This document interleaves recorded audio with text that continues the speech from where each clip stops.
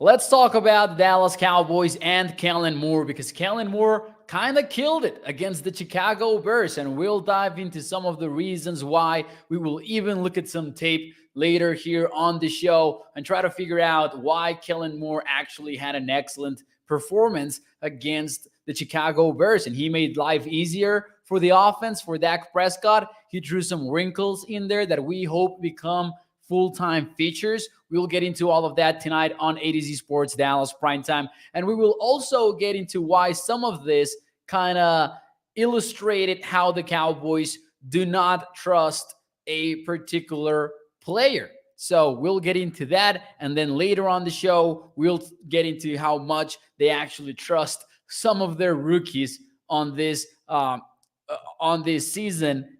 And as always, we will have Overreaction Monday here on Halloween night. Hope that you guys are having a happy Halloween. If you guys are treat or treating, maybe while listening to the show, I appreciate you. Thank you for tuning into tonight's prime time. What is up, everybody? Let me shout out some people here in the YouTube chat. We've got Samuel. We've got Gregory saying, Mo is late as usual. Gregory, I was allowing you to watch that touchdown for the Cleveland Browns on Monday Night Football. Shout out to Gregory. Shout out to Kenneth Fraser, Jeff Clark. We also have Mike on Facebook. Toxic Tom saying, how did Kelvin Joseph look on Sunday? From the live viewing, I would say not great, but I have not zeroed in on the defense. When reviewing the all 22, I zeroed in on the offense today. And man, did I have fun. I had a lot of fun just loving what the Cowboys offense did on Sunday, and we'll continue to have fun tonight, I believe. But anyways, what is up, everybody? Do me a favor and hit the like button. Share the stream if you are watching on Facebook or YouTube. Every like puts this show in front of more and more Cowboys fans. That is the biggest thing that you can do to help out Primetime. So without any further ado, let's get ready to start this show officially. Here we go. What is up, everybody, and welcome into A to Z Sports Dallas Primetime here on Dallas On Demand Sports Talk Network. I'm your host, Mauricio Rodriguez, and as always, Primetime is brought to you by our friends over at freemanmazda.net. We will talk more and the 2023 Mazda CX-30 Carbon Edition Ride of the Week in a few moments here. But before we do any of that, let's talk a little bit about Kellen Moore. And let's throw a question in the chat right off the bat. How would you grade Kellen Moore and how he looked on Sunday? Because the Cowboys put up 49 points. Well, there was a defensive touchdown, so maybe not all of the 49 points were on Kellen Moore's offense. But Dak Prescott looked amazing. He was spreading the ball around. He looked accurate. It looked like he was having an easy time in the pocket. He excelled when blitzed. He excelled when under pressure. And he looked just fine on Sunday. We saw CeeDee Lamb make some plays. Yeah, just the one game, says Toxic Tom. Yeah, we're talking about Sunday's game. How would you grade Kellen Moore on Sunday? The game plan, the play designs, the play calls, whatever you wanted to take into account. But, I'm talking about Sunday's game here indeed. We saw Dak Prescott's legs get involved. We saw some read option in there near the goal line in other situations as well. We saw some RPOs in there, some creative run schemes. How would you grade Kellen Moore? Let's see. Kevin Knight goes with the number system. He goes with a 7. Drita says 7-8. Sean Meyer as well, 7-8. B- for Bruce. Toxic goes with A-. Jason says, I'd say 7. Finally running the damn ball. B+. Mark Andrew with the B+. B- for Kevin Knight. Gilbert with the 8. I'm going to give him an A. I'm going to give him a straight A because, man, there are a lot of things that I loved about Kellen Moore's game plan. And if you hear my dog barking in the background, that's because it is Halloween night. And, kids are out there ringing the doorbell. And although I love handing out candy, I am not the one in charge of that right now. I am running the show. So that's my dog barking in the back in case you hear him. But anyways, back to the Cowboys and back to football. I would give the Kellen Moore an A. A lot of reasons why. One of the reasons, and I want to share this with you, is the Cowboys had a problem heading into Sunday. They didn't have three wide receivers, or at least not three wide receivers that they trusted. More on that and Jalen Tolbert later on the show. Because the four active wideouts were CeeDee Lamb and Michael Gallup, which obviously are a pretty good duo. But then you had Jalen Tolbert, who the Cowboys have not played significantly so far this season. He entered Sunday with only 27 offensive snaps to his name. And then there was Kevontae Turpin. And of course, he is a specialist. He will not run a full route tree for you. So what you can do with him is likely limited. And that was a big problem for the Cowboys to solve. Just last week, they went back to the 11 personnel world versus the Detroit Lions, and now they were forced to change things up and really adjust to Noah Brown's absence. Keep in mind that on top of Noah Brown's being the number 3 wide receiver, there are still some problems that the Cowboys have had to deal with at wide receiver throughout the season. Michael Gallup wasn't available at the start. So this wasn't new for the Cowboys specifically, but what was new was maybe the trust that they were able to have in their tight ends, especially the young ones. Peyton Hendershot, Jake Ferguson, they are trusted by this Cowboys offensive coaching staff, both in the ground game, because they're quite good run blockers, and in the receiving game. And that's why, since the Cowboys couldn't really run 11 personnel, or they could, but they had to include Jalen Tolbert, the Cowboys walked out this 3 tight end package, but that had Sean McKeon was not in there at that point, but Jake Ferguson, Peyton Hendershot, and Dalton Schultz lined up out wide in 3-by-1 formations. And Kellen Moore did a lot of things out of that personnel grouping. And I'm thinking about that second offensive drive specifically, where the Cowboys had CeeDee Lamb in the backfield. And let's look at some of these plays. This is pretty much the full series. Yeah, we screen pass to the 3 tight end side. You have Tolbert in there in some of those situations, but then you see just a regular slant play. You can see another screen to the 3 tight end side. But you also saw some solid concepts, like curl flat with a hitch route over the middle. Dak Prescott gets Dalton Schultz in that one. And then you get the isolated shot to Michael Gallup. Then you hand off the ball to CeeDee Lamb, which is huge. Even though that play wasn't really positive, if you want to get your wide receiver on the backfield, you better be willing to hand him the ball at some point. And then this is just how the Cowboys ended the drive with a CeeDee Lamb touchdown. The first time that the Cowboys had 11 personnel in there, they take a shot with CeeDee Lamb after him motioning to the other side of the field, playing with the defensive backs, leverage, and Dak Prescott finds his guy for the second touchdown of the game. But even that little wrinkle on the Cowboys offense, in which, okay, you're going to play 3 tight ends, but you're not going to condense the entire defense near the box. You're going to actually spread them out and play with the Bears that way, because you don't have an 11 personnel look to turn to since since Noah Brown was not even available.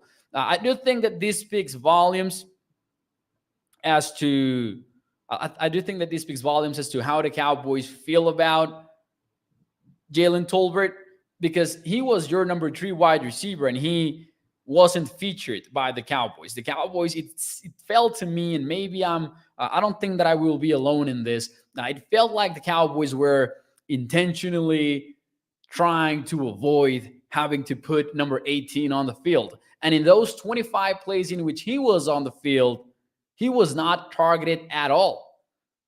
Now, that sucks to hear about the 3rd-round rookie. When you put it into perspective, it's not something that you can be mad about when you have so many rookies contributing to this team. But still, it is a little bit upsetting. We were hyped about that pick. I was specifically, I was super hyped about Jalen Tolbert. And Floyd says they said it's a learning curve on Tolbert, and it might be. That's the good news on Jalen Tolbert. You know that he has the physical traits in there to win vertically, to go get those 50-50 balls. But man, it has been a steep learning curve, if such. And that might be a little bit disappointing. Peyton Hendershot, an undrafted rookie, probably also had to go through a learning curve. And I think that's what's been disappointing, just how long it has taken for Jalen Tolbert to be game ready. Because I don't think that the Cowboys were expecting Tolbert to not be ready to go at this stage of the season. I think that they were expecting him to contribute early in the year. And this puts the Cowboys in an interesting situation as to will they go get a wide receiver before tomorrow's deadline at 4 p.m. Eastern time, 3 p.m. Central time, or will they just trust Jalen's development and maybe trust that they will get James Washington back after the bye week or something like that. But in the meantime, I loved what Kellen Moore threw out there to deal with Noah Brown's absence and with the inability to put 3 wide receivers on the field. Later in the game, you saw KaVontae Turpin in there, but we saw KaVontae Turpin in there in 2 consecutive plays at one point. In one of them, the Cowboys have a tight end in the backfield. They motion KaVontae Turpin. They pitch him the ball. And then one play later, it's the same look, same formation, same motion by KaVontae Turpin, but it's a play action, and Dak Prescott finds his man in CeeDee Lamb in what was a heck of a throw on the run. And we saw a lot of that too. Just get Dak Prescott on the move, give him the play action shots that you were giving Cooper Rush as well. Maybe not the exact same plays, but they did get Dak Prescott on the move consistently. And I think that that is huge. Dak Prescott was cooking on Sunday. And I think that it had to do a lot with what Kellen Moore lined up for this game. The first score of the game, we saw Dak Prescott with the read option.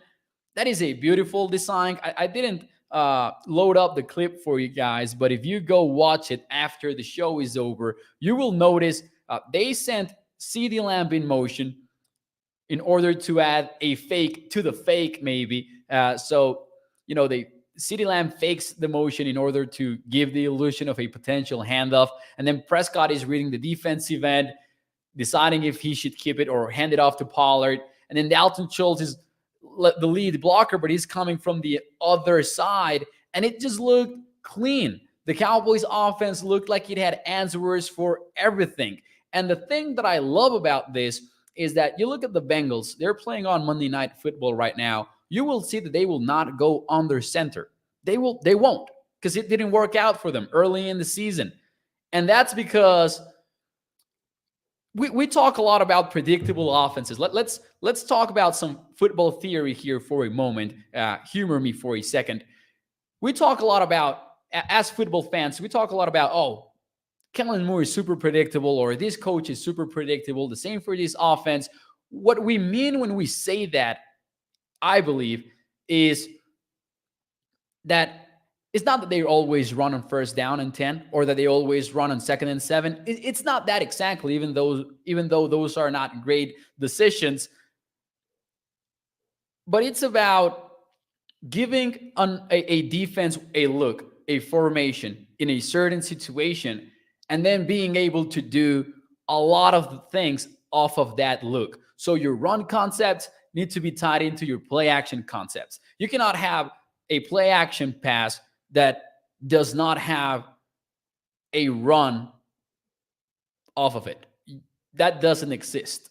And I think that was an issue for the Bengals early in the season. And I use them as an example because the Bengals, once more, they're not able to go under center, because when they do, defenses know a run is coming, because Zach Taylor was not able to really mesh what they did in the run game and in the passing game and build similar looks into their unit. The Cowboys are doing that beautifully. They did so this Sunday. I think they did some of that also versus the Lions, even if it wasn't the cleanest of performances, especially with 3rd down struggles. But I think that the Cowboys offense is really looking like it has a lot of answers. We saw RPOs, we saw read options, and we saw Dak Prescott throwing from under center and the Cowboys running the ball well under center. I thought that was pretty amazing. Floyd Wright says Parsons voiced that he wants some plays on offense. Yeah, he did. And I mentioned last night that I saw J.J. Watt do that in 2014, if I'm not mistaken, and I will not bet against it happening because he's a defensive superstar and he might get his way in one of these games. Betsy says smooth, no hesitation about Dak Prescott, and I agree. I thought that Dak Prescott was at his most confident all season long versus the Bears. Six to Midnight says we are in a great situation with these three tight ends, all who are playing very well as a unit, and they're playing very well as blockers. They're dominating their blocks in the run game specifically. I have not seen the PFF grades or anything like that, but you don't see them miss assignments. You don't see them get destroyed by opponents. They're leading the way for a lot of these plays, even when they don't show up in the stat sheet. Todd says actually the receiver didn't run the route correctly. That was on City. Oh, that's probably on the interception from Todd. He hesitated on one play. I remember being worried he was doing that again like Tampa, but he proved me wrong, says 6 to Midnight. Betsy says 9 for 11 on third downs. That is right. And 7 of those were Dak Prescott moving the chains. Great. Now do it consistently, says Toxic Tom. 100%. And do it against better defense, right? But so far, you got to be excited about what Kellen Moore showed on Sunday. Whether or not it will show up again consistently remains to be seen. But I would be willing to bet that it will, because I'm seeing an offense that has answers to a lot of different situations. Now, the talent level are pretty different. I think that the Bears are a defense that the Cowboys were able to manhandle a little bit, sort of like when the Cowboys faced the Broncos in 2021, when you just saw a team that was more physical and stronger than the other. I think that we saw something the opposite way now for Dallas. The Cowboys just bullied the Bears when they were running the ball and when they were pass protecting. It felt like a mismatch, and it was supposed to be a mismatch because the Bears are not that good of a defense in the NFL so far. So yeah, you want to see the Cowboys do it against better teams. But man, I'm excited about what Kellen Moore was able to show on Sunday. So 3 quick takeaways from all of this conversation. The Cowboys can trust their tight ends to run some 11 personnel and to give defenses a lot of questions to answer. Because how do you match up exactly against a formation that has 3 tight ends spread out on one side? How do you match up with that? Do you put linebackers on them?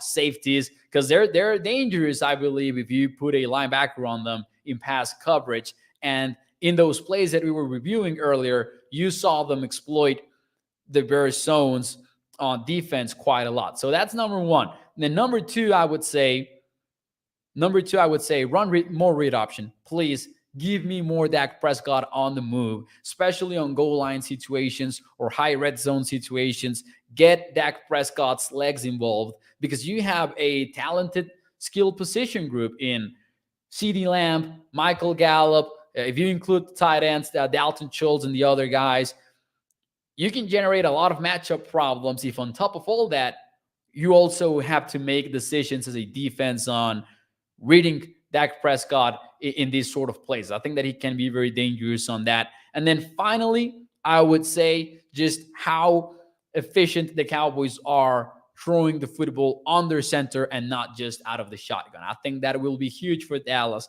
as we get deeper and deeper into the season. Now, the challenge is also to keep showing more stuff, right? This is a league in which every single thing that you do is scouted. So do you run out of change-ups?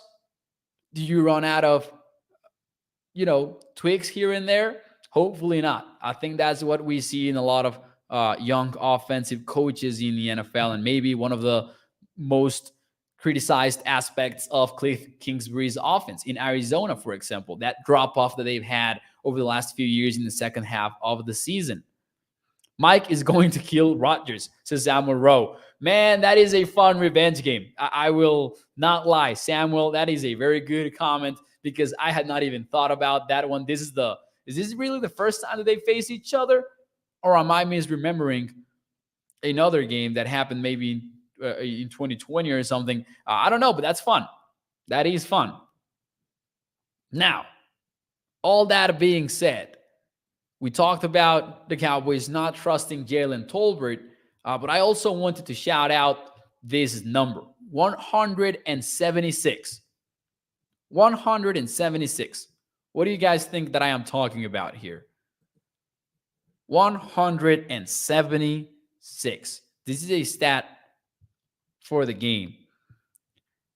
I don't think that any one of you will know it, because it is a very random stat. It's not even a stat really, but I'm just being a little bit dramatic. Sky's age, there you go. Says Toxic Tom. Exactly. That's exactly what I was talking about. Rushing yards. Gregory says almost every down. All right, maybe Gregory's closer here. 176, ladies and gentlemen, is the number of snaps, combined snaps, that day 3 draft picks and undrafted rookies played for the Cowboys in this game. 176 combined snaps. Peyton Hendershot, Jake Ferguson, Malik Davis. You had Damone Clark as well in there. Deron Bland. You were not supposed to survive in the NFL counting so much on day 3 rookies and undrafted rookies. That is not supposed to happen. And I say this for 2 reasons. Number one, just to give credit to what the Cowboys coaching staff is doing with the development of some of these players. And number 2 is that it goes to show you how much the Cowboys coaching staff is willing to trust its rookies and how much they kind of don't trust Jalen Tolbert. And he's a day 2 draft pick, so he doesn't count into those snaps. But this is not the Cowboys wanting to give a rookie time. This is the Cowboys 100% thinking that guy is not ready. And that is not to say that it will always be the case, but I think this was a reality check for those of us, and I include myself in that category, that thought that Tolbert was closer than it appeared. And when it was known that Noah Brown was not going to be ready to go for Sunday, I really thought this could be Jalen Tolbert's breakout game, or at least a game in which we saw a little bit from him. He might be close. Reporters are saying that he's been having good practices and all of that. But for some reason, it's not yet. Not yet. That is the 2 words that will accompany Jalen Tolbert maybe for a while now. And then after the bye week, you might get James Washington back. If Cowboys Nation gets its way, we will also see a new wide receiver from the outside. A lot of speculation going around on whether or not the Cowboys will trade for a wide receiver. Some people speculating on whether Terrell Basham could be a part of a deal. But Tolbert is going to be in a tough spot moving forward in order to get on the field. It's not pretty. It's really, really not pretty. But anyways, let me read some comments here in the show. And in the meantime, if you're enjoying the show, do me a favor and hit the like button, because every like puts this show in front of more and more Cowboys fans as we continue to grow the A to Z Sports Dallas community. Betsy says, Gregory, I said that Rodgers is getting old. He doesn't move so well anymore. You are right. And then the Packers offense is completely broken right now, whether it's because they don't have wide receivers, which is true. I like Alan Lazard. He's been hurt. I like Romeo Doubs. He's played well as a rookie, but still a late round rookie and with a lot of way to go. The same for Christian Watson. And they are injured. Lazard and Watson have been dealing with stuff. Sammy Watkins has been dealing with stuff. So a lot of injuries on that group. And then on top of that, the Packers have not seemed to have adjusted yet to the way the defenses are approaching them. Michael says, safe to say that Tolbert might be a bust. Like, I understand not wanting to go there yet, because it might be something that clicks at one point, because once more, I think that he has the physical attributes, right? I don't think that's what's at stake here. So maybe at one point it clicks and everything falls together for the rookie. But it's only safe to say that it's a possibility, that things are not going as the Cowboys planned them to go. And this is not me hating on the Cowboys front office or scouting stuff or anything like that. We just mentioned how much the rookies are playing at this point. So I'm not ready to go there yet. I'm not ready to call him a bust, but I will just say this is not where the Cowboys wanted to be 8 weeks into the season.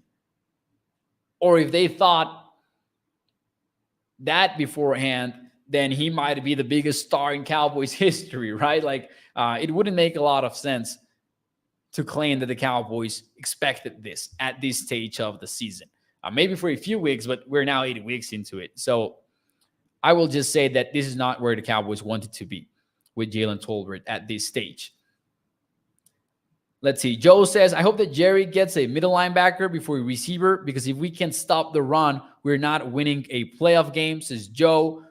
You guys know that I'm a little bit higher on Leighton Vander Esch and Anthony Barr than most.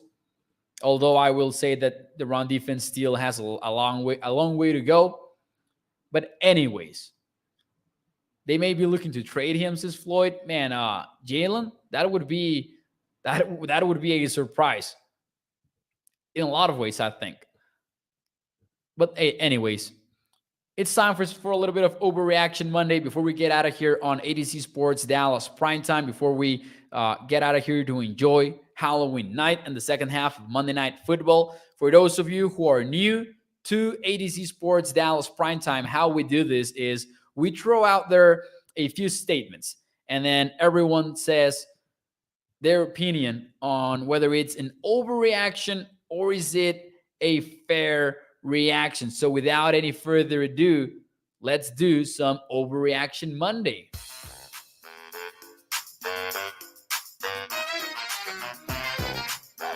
Here we go. With the first statement, we will stay with the Cowboys for a couple of this. Actually, yeah, a couple of this and then, no, a few of this. This is a very Cowboys loaded Overreaction Monday that I put together for you guys.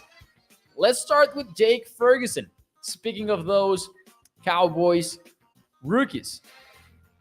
Here we go. Jake Ferguson is tight end 1 in 2023. Is that an overreaction or is that a fair reaction? Let me know your thoughts in the chat if you're watching on Facebook and or YouTube. And in the meantime, I will let you know about our friends over at freemanmazda.net, because the ride of the week is the 2023 Mazda CX-30 Carbon Edition. And hear me out. This one starts at $30,290. It's got all-wheel drive, auto climate control, a sunroof, heated leather memory power seating, blind spot monitor because safety is first, and a miles per gallon capacity of 24 when you are in the city. That goes up to 31 when you are in the highway. So make sure you check out the 2023 Mazda CX-30 Carbon Edition over at freemanmazda.net. And as always, remember that when you choose Freeman Mazda, you're choosing a lifelong partnership with your car dealer. They are a family-owned business for over 65 years. Check them out over at freemanmazda.net. So what do you guys think about Jake Ferguson? Is he your starter in 2023? Fair reaction, overreaction.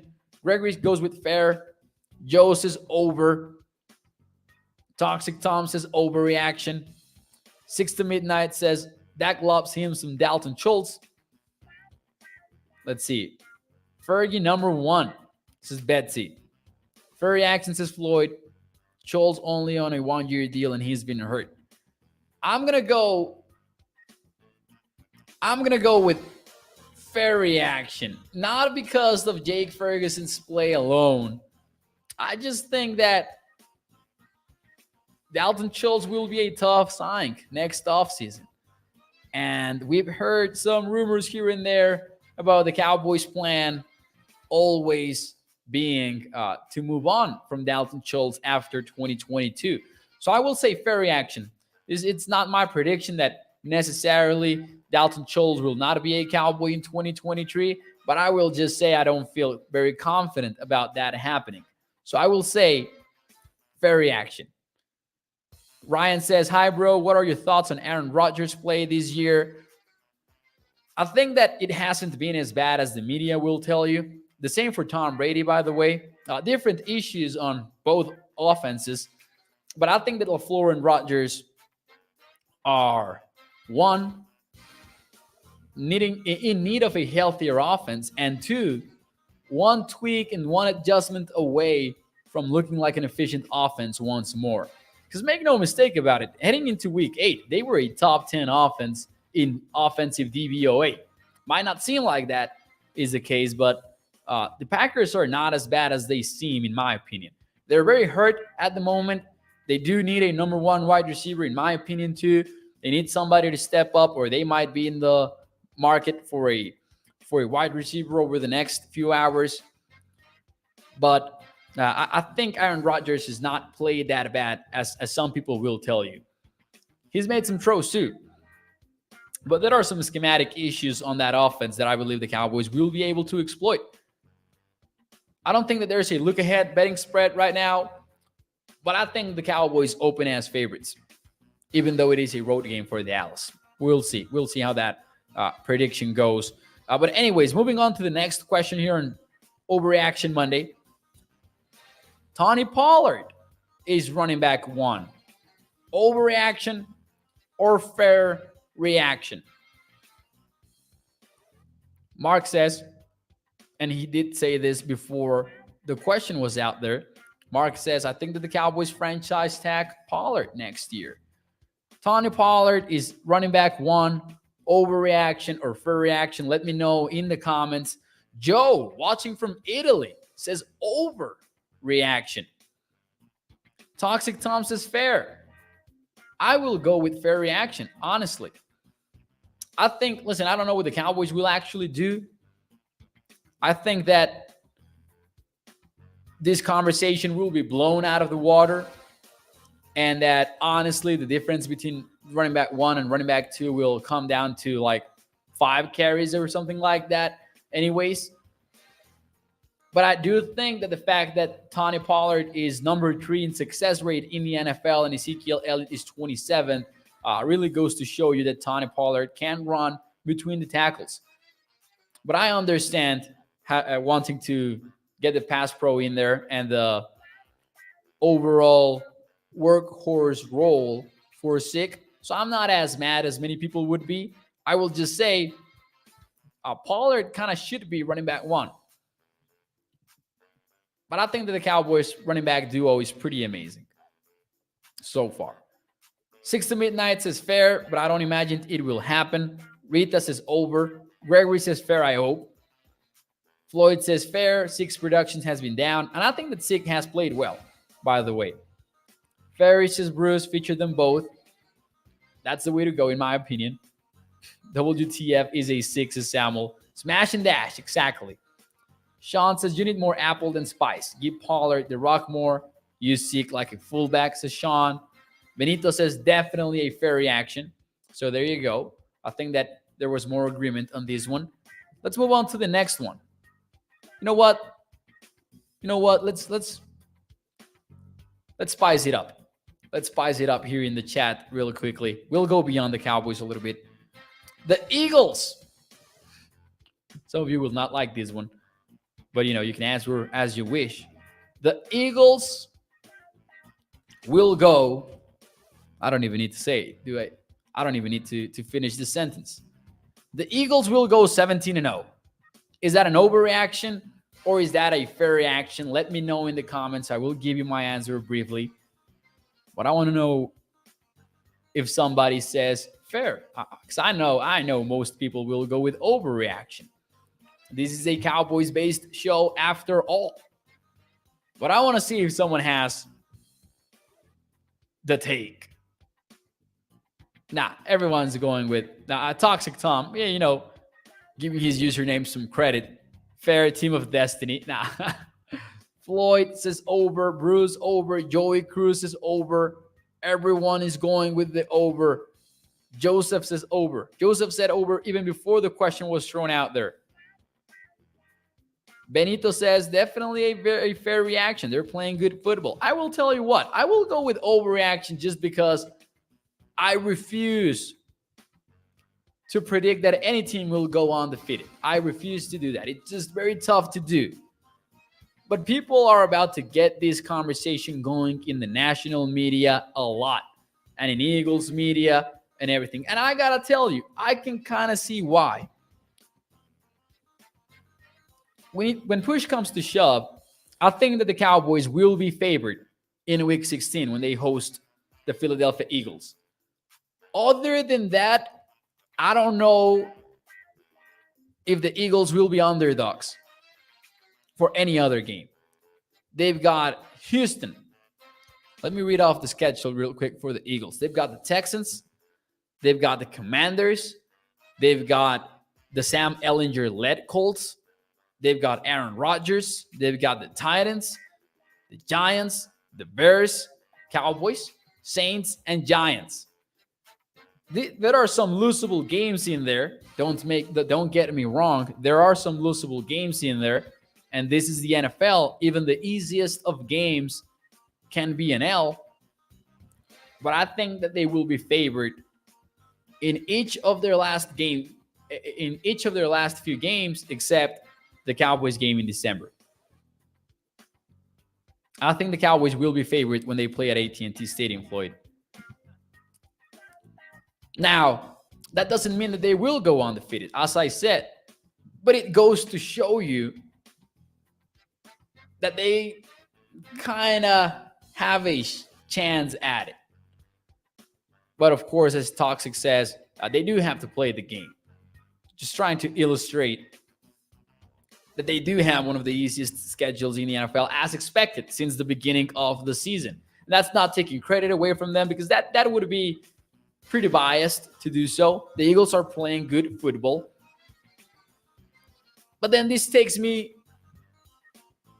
to another question, and the final of tonight's Overreaction Monday.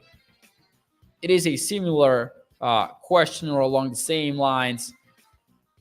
Are the Dallas Cowboys the number 2 team in the NFC right now? Is that an overreaction or a fair reaction? And if it is an overreaction, who are you putting in front of the 6-2 Dallas Cowboys? This one will be interesting to read the answers to. Joey says, I see 3 or maybe 4 losses in there for the Eagles. Yeah, there are a lot of these games that are losable for sure. All right. The Cowboys are the number 2 NFC team right now. Overreaction or fair reaction? Toxic says over. And then we've got 6 to midnight, Joe, Sean, Mark, Gregory going with fair. Samuel says behind the Niners and the Bucks. Niners in the conversation. I won't disagree to that. Even more so with Kyle Shanahan at the wheel.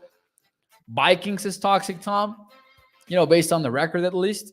Toxic Tom is right. Fair with their defenses. Joy Rita says fair as well.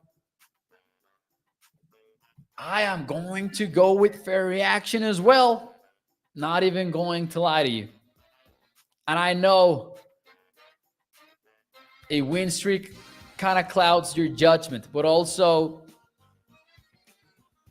I don't know if the Bucs will bounce back. I don't know if that's a good team. And Tom Brady doesn't suck. That's dumb. That storyline is dumb. But I will tell you what the reality is for Tampa Bay right now. That offensive line is not getting better unless they add somebody. They're healthy now up front, and they're not being able to do what they did in 2020 and 2021, which was, you're going to play with 2 safeties up high? Let us just run the heck out of this football. They're not doing that right now. And they are suffering a lot of inside pressure right now. So I'm going to go with the Cowboys being over the Bucks. I'm going to go with them being over the Packers, and that's one that concerns me because I think that the Green Bay Packers are closer to figuring things out than the Tampa Bay Bucks. Forget about the Rams. I think that the Rams right now are not it. They need to clean up a lot of stuff. Right now, I think that the Cowboys are the second best team in the NFC. I cannot put them in front of the Eagles right now. I can't. I think that the Cowboys can't beat them because, matchup stuff. But right now, I have to give them the respect that they deserve, which is they're the number one team in the NFC, especially after reloading that way. We'll see how things look like when we get to December and when we have to make a prediction on that game. But to me, Dallas is the number 2 team in the NFC. Benito says, wow, that is definitely a hard one. I think that they're the number 2 team right now. We'll see what happens in December. Michael says, overreaction, not a big enough sample size right now to stand on 10 toes down on. Not enough data from offense. But see, that's why we call it Overreaction Monday. I like it. I'm not sure we're not the number 1 team. So 6 to midnight. Oh. Yeah, I do think that Michael has a point in that the offense is the one that we don't know a lot of yet. I think we know a lot about the defense.